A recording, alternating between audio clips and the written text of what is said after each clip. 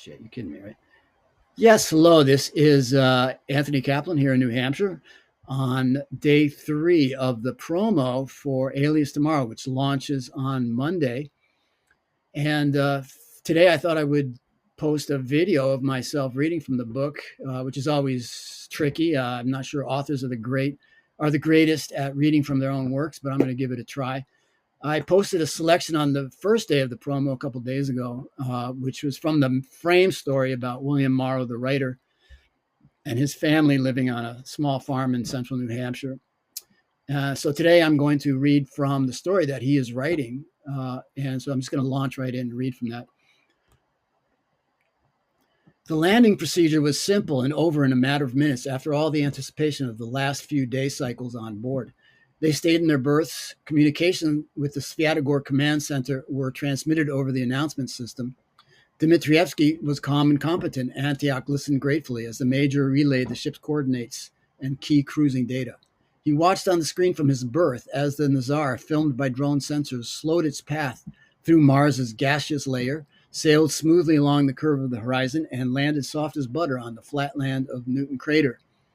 They rolled to a stop after bumping along the sand up closer to the outskirts of the Svyatogor bubble, its triple-walled polycarbonate surface glinting in the distance. The last light from the distant sun lowered in the sky. The slight rumble of the Nazar's ruby generators continued to hum even after they came to a stop on the red sand. They assembled by rank and order in the cafetorium and proceeded by the command and invisible oversight of the Nervalink down to the belly of the ship, winding along the spiral walkways and staircases. No sentries watched the march of the crew along the ship's winding passages.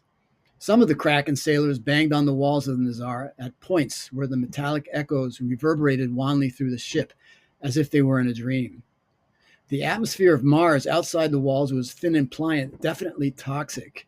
Antioch had mixed feelings. He was relieved to be finally back on firm ground and desperate to see by natural light.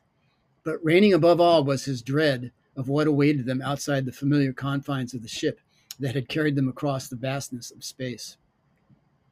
"What are you thinking? You're scared, right?" asked Garcia at some point. They could tell they were getting close to the mouth that opened up on the underside of the ship, letting crew and passengers down a wide ramp to the surface of the landing plane. "No, Garcia, not scared, just impatient. I want to get out of this shithole at last," said Antioch. "You lying if you say you ain't scared," said Garcia. "Let's take it a step at a time," said Antioch. "What's taking so long?" asked Garcia. "A lot of unloading. We're not a priority, Garcia." Antioch humped the Kraken-issued duffel bag onto his shoulder and moved forward a couple of strides. Garcia did likewise. Antioch looked ahead, trying to spot the opening of the exit ramp. He could see a point around a curve of the passage where the light cast on the walls seemed to suggest a change. The Kraken sailors exchanged glances and carried on light, bantering conversations with their companions. It all seemed intensely normal, but Antioch sensed a high degree of anxiety also. He knew from Anne that for the crew on board, including prisoners such as himself and Garcia, there were 3 distinct possibilities: immediate redeployment back to planet Earth in the ongoing effort to continue pacifying the embers of asymmetric warfare, assignment to civilian roles in the One World's advanced region of settlement, Nova Roma and the Narango crater 1,000 miles to the south, or exile to the frontiers of the agricultural and energy forts scattered in a perimeter around the Svyatogor base. Their fortunes had already been determined based on performance metrics and the technical assessment of the Nervalink data collected on board during the latest mission of the Nazar. He hadn't had much of a chance to talk with Garcia since his meeting with Dmitrievsky a few days before. Now he wondered if Garcia knew what had been decided for them.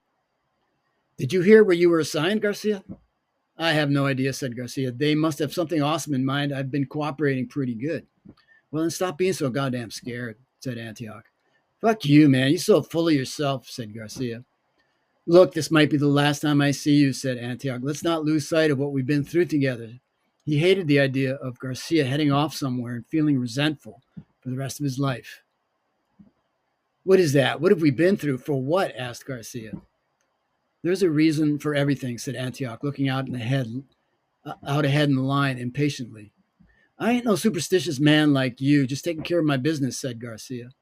"Well, good luck," said Antioch. "Same to you." Garcia seemed to take on a more reflective air. "You still think you're making it back to Earth somehow?" he asked. "Yeah," responded Antioch. as if it was natural to retain a basic sense of optimism. Dreams are the last refuge of the fool, Antioch. Then let me be the fool, said Antioch. So that's a little taste of the story Alias Tomorrow. And I hope you found that engaging and interesting and feel compelled to give the book a chance when it launches on Monday. I'll put the link in the comments.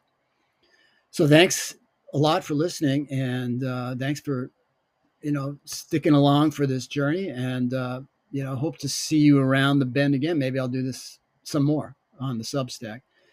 Have a great day and happy Halloween to everybody.